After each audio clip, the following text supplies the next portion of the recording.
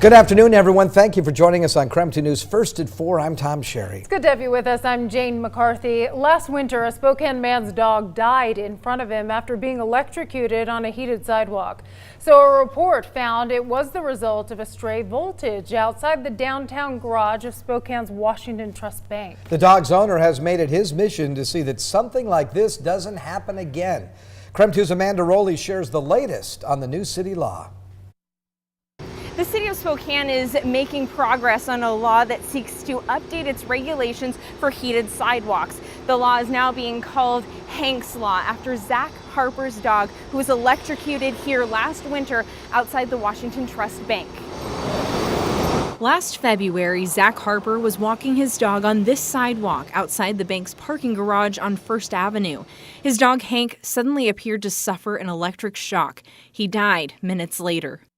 A report later found that Hank's tragic death was likely caused by a stray voltage from a decades-old sidewalk heating system. It really brought attention to a problem most of us didn't know, is that there are certain sidewalks downtown that have an electrical system that heats the sidewalk. But if they were put in quite a while ago, there was no requirement to have a cutoff switch when it shorted out. Spokane City Council member Brian Beggs has worked with the dog's owner to create a law that changes this. Hank's Law would require all systems be upgraded with ground fault protections, which would shut them off if there was a stray voltage. It would also create an inventory of properties with de-icing and snowmelt systems by requiring property owners to register with the city engineer. Usually when we update the safety codes, it's just for all new buildings going forward. But this one was serious enough that we went back in time and said, no, everybody has to do it. That should never happen again, which is a win for everyone, including the building owners. They don't want to have to deal with that as well. The law has been reviewed by a committee and is expected to receive full support from the City Council when it's placed on the agenda. Zach has been a great advocate for the change, and I would say he's been very level-headed about it, yet also grieving for his lost pet. And so he's really been a good partner to work with, and I'm glad that he really brought it to our attention. Amanda Rowley, KREM 2 News. In other news, the scene of a high-profile deadly crash now has a new crosswalk that will bear the crash victim's name. Spokane County added several new crosswalks along East 57th Avenue on Spokane South Hill. They started working on that project 2 years ago with the help of a pedestrian safety grant. One of the new crosswalks is on 57th and Haley Lane. Earlier this year, a pedestrian was hit and killed there while walking home from work. Andrew Vathis was well known on the South Hill and well liked. He worked at Albertsons on East 57th Avenue. In 2 weeks, his friends and family are scheduled to hold a ceremony at the new crosswalk.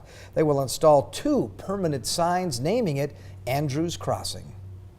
Turning our attention to the forecast now, we have some thunderstorms popping up around the region. Once again, north of us and to the east of us, and this time I think we could at least see some showers maybe move into the Spokane area, maybe between 6 and 7 o'clock in the evening.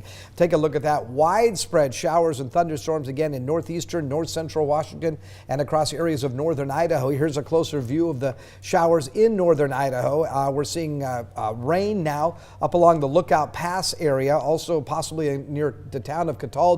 There you can see the wet roadways again up at Lookout Pass. We're going to be looking for the showers to continue through the evening hours, decreasing after 8 o'clock once the sun sets. We'll look for an overnight low of 55 degrees. Mostly sunny skies expected on your Friday. Again, we could pop up some more of those afternoon showers. I don't think they'll arrive in Spokane on Friday, though. I think they'll be more contained to the afternoon. But again, look for daytime highs of 84 degrees for the weekend. Again, we've got temperatures in the 80s with plenty of sunshine on tap.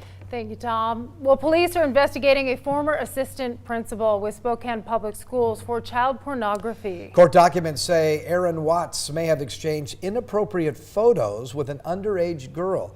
At the time, Watts was working at Linwood and Woodridge elementary schools.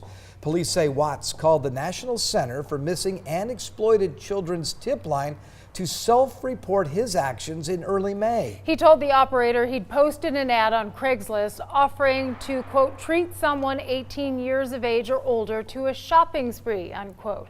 Then he admitted receiving nude photos of someone who appeared to be 15 years old and sending nude photos of himself in return.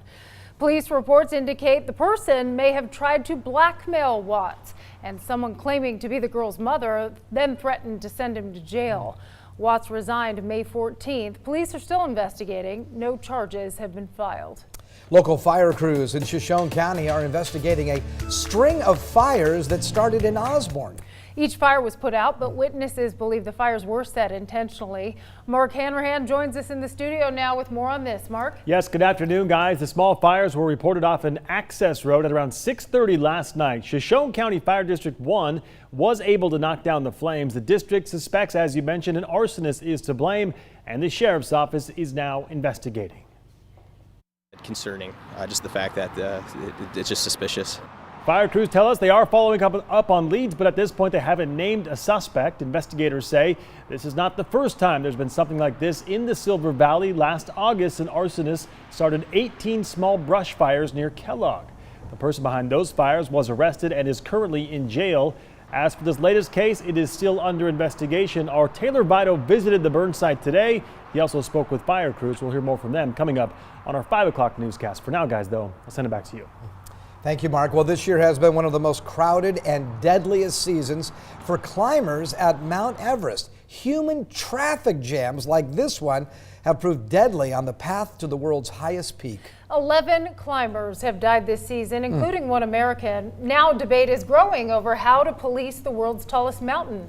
Whitney Ward is here with more on that. Whitney? Yeah, it's pretty incredible, those photos for sure. The first recorded attempt to climb Mount Everest was in 1924, and a lot has changed since then. People from all around the world have tried to reach the summit, but it is not easy. And the trek up Mount Everest alone is 29,000 feet. It takes most climbers about 2 months. So as of right now, there's no criteria you have to meet in order to climb Everest. Anyone can get a permit if they have the money. Now, $11,000 can get you to the top. This year, Nepal issued nearly 4,000 permits, and that's more than any other year on record. Experienced climbers say that is why they're so concerned. They say climbing Mount Everest has turned into a free-for-all, especially if inexperienced climbers are on the trail.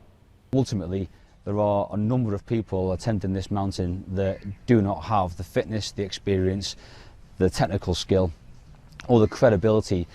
Now, weather is a main factor when it comes to overcrowding. It creates very short windows for climbers to try and make it up and down the mountain. And because of that, they're all trying to do it at the same time. Climbers being forced to wait inside what is called the death zone before they can make it up to the top. That zone is so high, there just isn't enough oxygen for the human body to actually survive. So once you reach that zone, your body actually is starting to fail slowly, and experienced climbers say that can make you essentially a dead man walking.